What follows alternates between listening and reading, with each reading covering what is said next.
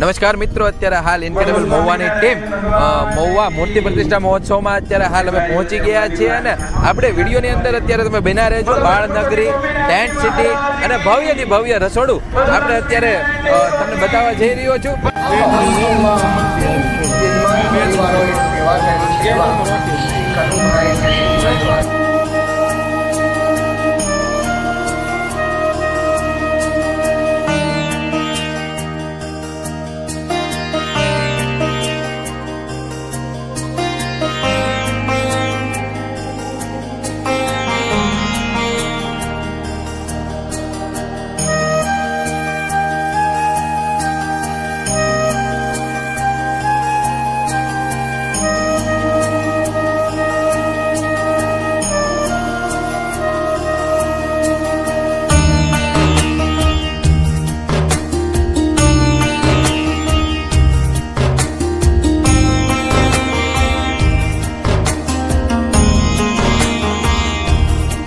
ભગવાનના જયકારની સાથે આજે રાત્રિના પણ અદ્ભુત દિવ્ય કાર્યક્રમ છે। ના જોયો હોય ના સાંભળ્યો હોય હું એ કાર્યક્રમને પૂજ્ય આચાર્ય મહારાજના વંદનની સાથે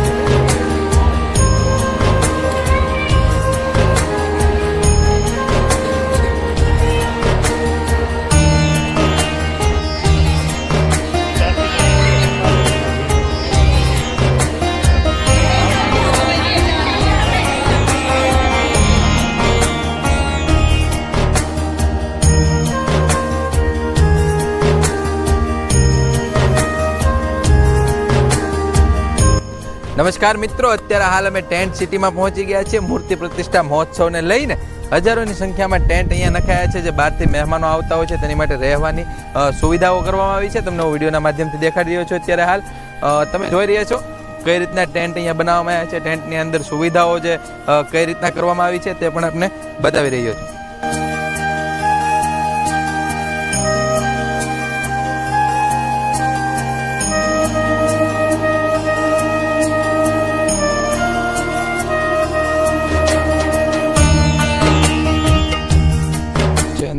અને ભક્તો પણ અત્યારે હાલ અહીંયા રહેવા માટે આવી પહોંચ્યા છે, ત્યારે તેમની સાથે વાત કરશું કઈ રીતની કાકા અહીંયા વ્યવસ્થાઓ અત્યારે કરવામાં આવી।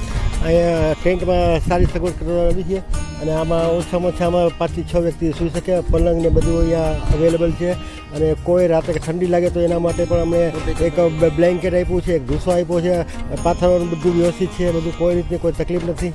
અહીંયા બધી સગવડ સારી છે અને ટોયલેટ બાથરૂમ પણ બધું વ્યવસ્થિત છે, બધું સારું છે અને જમવાનું પણ ઉતાર બાજુમાં જ છે બધું।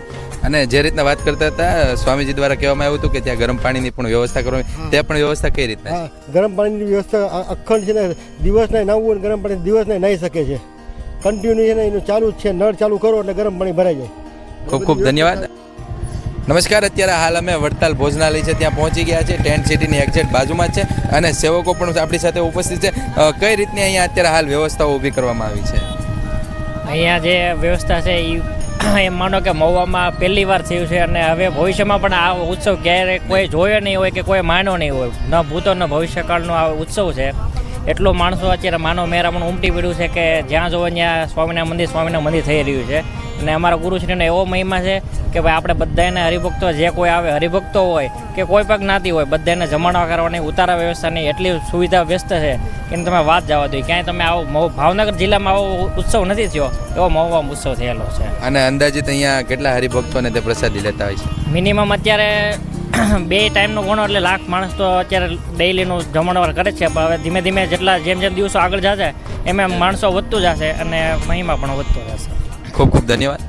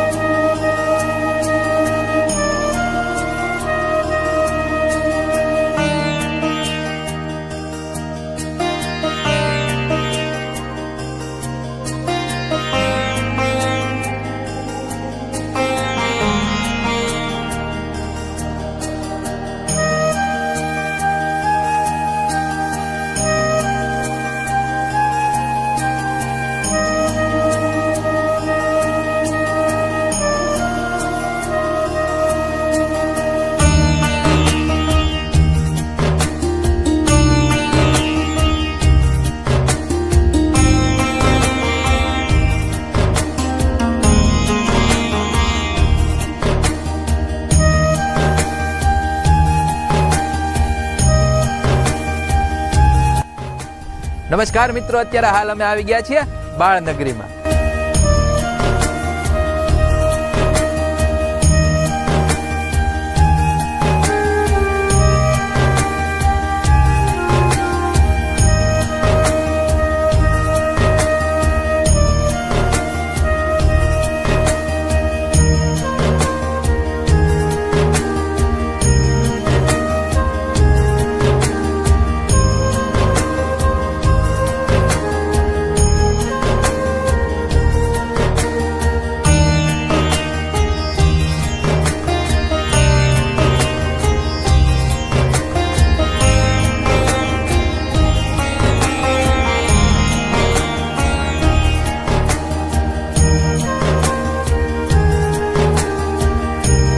નમસ્કાર મિત્રો, અત્યારે હાલ અમે બાળનગરીની અંદર આવી પહોંચ્યા છીએ અને તમે વિડીયો જોઈ રહ્યા છો કઈ રીતના અહીંયા બધું ગોઠવવામાં આવ્યું છે. અહીંયા સિંહ ગોઠવવામાં આવ્યા છે મસ્તીના.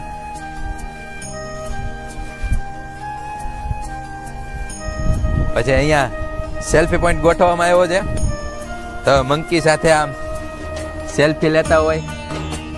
વાહ, અલૌકિક મજા બાળકો સાથે અહીંયા આવવાની છે. અહીંયા તમે જોઈ શકો છો બળદ ગાડું પણ અહીંયા ગોઠવવામાં આવ્યું છે મસ્તીનું, અને સામે કૃષ્ણ ભગવાનની મસ્ત મૂર્તિ મૂકી છે.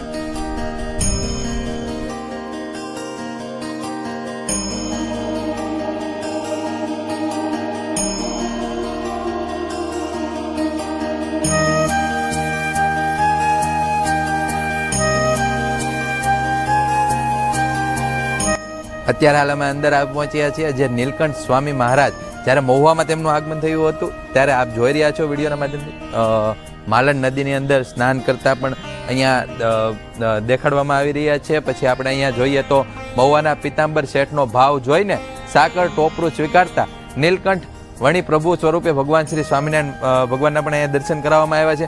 એની આગળ જો વાત કરવામાં આવે તો મહુવાના ઝીણાભાઈને પોતાને પહેરવાનો જામો આપીને મહુવામાં સત્સંગનો જામો થશે તેવા આશીર્વાદ આપતા ભગવાન શ્રી સ્વામિનારાયણની સ્ટેચ્યુ તરીકે